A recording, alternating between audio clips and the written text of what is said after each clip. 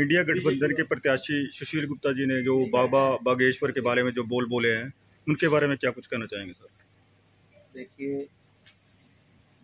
कोई आदमी अपने तरीके से कोई बोलता रहे, समाज का आदमी को किसी तरह की टिप्पणी नहीं करनी चाहिए।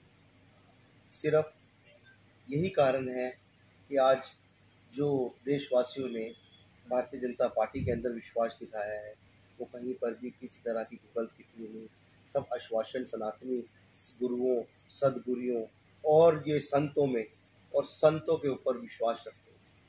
बागेश्वर बाबा के लिए जो बोला गया, मैं उस पर यही बोलूँगा कि ऐसे शब्द नहीं है। क्या कुछ आगे प्लानिंग है और अभी व्यापार प्रकोष्ठ क्या कुछ देख रहा है, और जिस प्रकार से लोकसभा चुनाव है? पहले तो मैं आप सब लोगों का स्वागत करता हूँ जो आप लोगों ने अपना कीमती समय मुझे दिया, मेरे सोशल मीडिया भाई, मेरे सारे सभी मीडिया वाले भाइयों का। और इस सब आप देख ही रहे हैं कि चुनाव बढ़ चढ़ के बिल्कुल चरम सीमा पे आ चुका है और अब एक ही दिन बचा है शेष। प्रचार अब बंद हो गया है और 25 तारीख को लोगों ने अपना मन बना लिया है कि भारतीय जनता पार्टी को बहुत ही भारी मतों से जितवाकर 10 कमल के फूल लोकसभा में और 11वां कमल हम खिलाने जा रहे हैं माननीय मुख्यमंत्री जी का उपचुनाव का करनाल में। तो 11 कमल के फूल हम खिलाने जा रहे हैं और 4 तारीख को हम तीसरी बार दीपावली मनाने जा रहे हैं। ये सौभाग्य माननीय नरेंद्र मोदी जी के राज में ही मिल रहा है हमें कि हम लोग पहले रामलला जी की स्थापना के दीपावली बनाई और अब इस महापर्व के बाद हम दिवाली बनाने का जी। और रही व्यापार प्रकोष्ठ का क्या कुछ भूमिका रही है इस लोकसभा चुनाव के अंदर, और आगे संगठन को लेकर किस प्रकार मजबूत किया जाएगा? माननीय मुख्यमंत्री जी ने मेरे को व्यापार प्रकोष्ठ के हमारे अध्यक्ष भी माननीय मुख्यमंत्री जी हैं और अभी उन्होंने बड़ी जिम्मेवारी मुझे दी, छोटे से कार्यकर्ता को व्यापार प्रकोष्ठ के अंदर इतना बड़ा जिम्मेवारी दी और एक ही बात कही कि सभी व्यापारियों को संगठित कर दो। मुझे को भी ये बोला है कि 4 तारीख तक तो हम कुछ नहीं कह रहे, आप उसके बाद व्यापारी को कोई तंग करेगा तो हम नहीं सुनेंगे। व्यापार कर रहे हैं हम, कोई गलत थोड़ी है। अगर हम अपना काम कराने अधिकारी के पास जा रहे हैं, अगर काम नहीं करेगा तो हम अधिकारी को उसको बोलेंगे भी, उसको समझाएंगे भी और काम भी कराएंगे। व्यापारी को किसी प्रकार की तकलीफ नहीं आने। एक मंडी के जो व्यापारी हैं उनका लाइसेंस रिन्यू को लेकर के लगातार उनकी मांग रही है, उसको लेकर के मुख्यमंत्री के सामने आपने कोई बात रखी हो या फिर क्या आश्वासन दिया गया है? ऐसा है, तकरीबन सभी मंडियों में हरियाणा की मैं हुआ हूँ और संगठित करके आए हैं, व्यापारियों को सुना है, उनकी प्रॉब्लम्स है। जो ये लाइसेंस की या किसी की भी बात है, पर्टिकुलर हर एक जगह पे नहीं है, 1-2 जगह पे रोष है, उनके कुछ कागज पत्रों में कोई दिक्कत है, उसकी सुनवाई जल्दी से जल्दी करके 4 तारीख के बाद जल्दी ही एक सेशन व्यापारियों को अलग से मुख्यमंत्री जी ने बुलाया है, वहाँ बैठ कर सारी चर्चा होगी और मंडियों से अलग अलग सब प्रधानों को बुला के इसके विषय में सॉर्ट आउट करा जाएगा।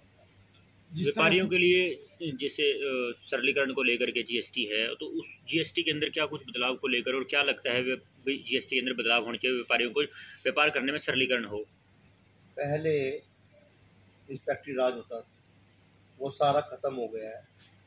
जीएसटी आने के बाद एक कागज एक मत, घर बैठे आप रिटर्न भर रहे हैं, घर बैठे आप सब कुछ कर रहे हैं।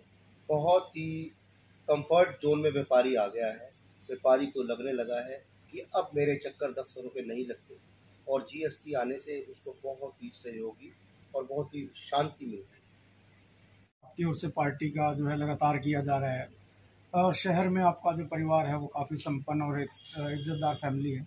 क्या विधानसभा की तैयारी मानी जाए, विधानसभा चुनाव लड़ने की तैयारी है? ऐसा है, मेरा परिवार, मेरा समाज, मेरे मित्र बंधु सबका मुझे बहुत सहयोग, और भारतीय जनता पार्टी तो एक ऐसी पार्टी है जो कार्यरत है, जो धरातल पे काम कर रहा है, जो वो सबको कुछ ना कुछ देती है। आज मैं यहाँ बैठा हूँ और अपने कार्यशैली के प्रभाव पे ही बैठा हूँ कि कुछ शायद हमने थोड़ा काम किया हो तो पार्टी उसी को लेती है। विधानसभा की बात, ये सब नीतियाँ ये ऊपर वालों शीर्ष नेतृत्व की है, उन्हें जिसमें जो पोटेंशियल लगती है, चाहे मैं हूँ चाहे कोई और है, चाहे कोई भी है, वो वहीं से टिकट देंगे और जिसको वो देंगे हम साथ मिलके उसको अपना वो पत्र लगवाएंगे, उसकी सेवा में सब। लोकसभा चुनाव के नतीजों को लेकर कितना आश्वस्त हैं पार्टी? लोकसभा चुनाव को लेकर देखिए, सबसे बड़ी बात मैं समझता हूँ कि व्यापारी जो है वो नींव है।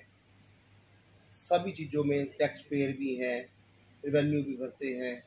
व्यापारियों के मैं अफगाई में सारी जगह पे गया हूँ, पूरे प्रदेश के अंदर हर एक ज़िले में तकरीबन 16-17 ज़िले तो मैं कर चुका, पूरे मंडियों में कर चुका अलग से।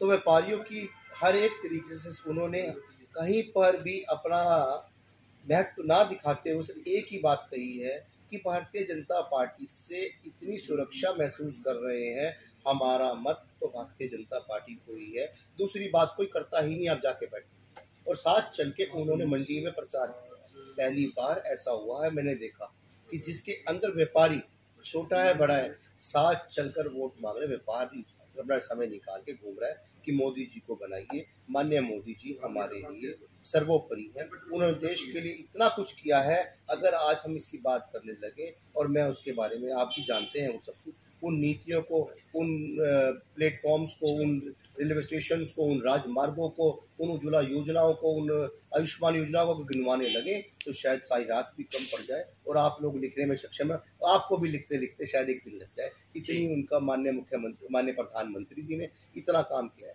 और आगे हमारे मुख्यमंत्री जी भी ऐसे कि वो धरातल छुटकर दिन रात मेहनत करते हैं।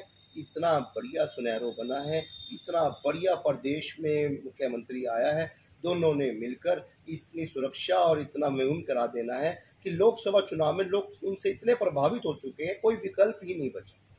वो यही चाहते हैं कि इस देश को विकसित भारत बनाने में 2047 मोदी जी ने रखा है और उसके विजन को पूरा करने में अब वो समय आया है कि भारतीय जनता पार्टी अपना काम, अपनी नीतियों को आगे और बढ़ाकर जब दिखाएगी। मैं आपको निश्चित रूप से बता रहा हूँ, हमारे बड़े से बड़े व्यापारी और छोटे से छोटे व्यापारी, आज बच्चे कहते हैं मंडियों से, पापा हमें बॉम्बे जाना है, हमें दिल्ली जाना है, या हमें कलकत्ता जाना है और फॉरेन में जाना है। आप देख लीजिए जो ये विज़न 2047 का बनाया गया है, व्यापारी वर्ग के लिए हो चाहे किसी भी सब सारे वर्गों के लिए, 36 बिरादरी के लिए, इस वर्ग के अंदर उस समय में 47 तक और कुछ ही सालों बाद देखने को मिलेगा नतीजा कि बाहर से बच्चे आके हमारे बच्चों के पास करेंगे कि बस हमें अपने पास नौकरी पे लगाइए।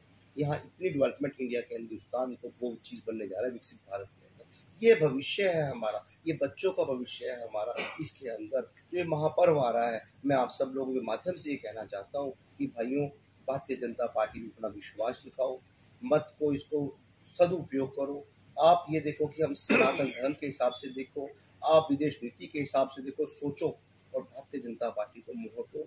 और कैथल जिले से कुरुक्षेत्र लोकसभा मैं यहाँ पे व्यक्तिगत रहता हूँ, भाई नवीन जिंदल के लिए आप उनको भारी मतों करवाने का काम करें और आपका बहुत बहुत धन्यवाद। इंडिया गठबंधन के प्रत्याशी सुशील गुप्ता जी ने जो बाबा बागेश्वर के बारे में जो बोले हैं, उनके बारे में क्या कुछ कहना चाहेंगे सर? देखिए, कोई आदमी अपने तरीके से कोई बोलता रहे, समाज का आदमी को किसी तरह की टिप्पणी नहीं करनी चाहिए। सिर्फ यही कारण है कि आज जो देशवासियों ने भारतीय जनता पार्टी के अंदर विश्वास दिखाया है, वो कहीं पर भी किसी तरह की गलत टिप्पणी नहीं, सब आश्वासन सनातनी गुरुओं, सदगुरुओं और ये संतों में और संतों के ऊपर विश्वास रखते हैं। बागेश्वर बाबा के लिए जो बोला गया, मैं उस पर यही बोलूँगा कि ऐसे शब्द नहीं है। जनता के लिए कोई मैसेज आपका? जनता के लिए एक ही मैसेज है, अपने मत का सदुपयोग करो और भारतीय जनता पार्टी में विश्वास करो। सबसे बड़ी बात क्या है कि हमारे मतदान पूरा होना चाहिए, अपने मत का सदुपयोग करना चाहिए और मत जरूर डालना चाहिए। आप लोग बढ़ चढ़कर सभी मत को डालें, उसको सामने निकाल कर अपने मत को खराब मत करें, इसे कोई छुट्टी के रूप में ना बनाते हुए अपना मत डालें। और मत डालने से आपके राष्ट्र में विकास आएगा, मत डालने से आपकी सोच पूरी होगी। इसलिए इस मत के लिए आप निकलिए, इस अभियान के लिए निकलिए और 4 तारीख को इस महापर्व के अंदर जो भी हमने आगे धूमधाम से बढ़ाना है उसका सहयोग। बहुत बहुत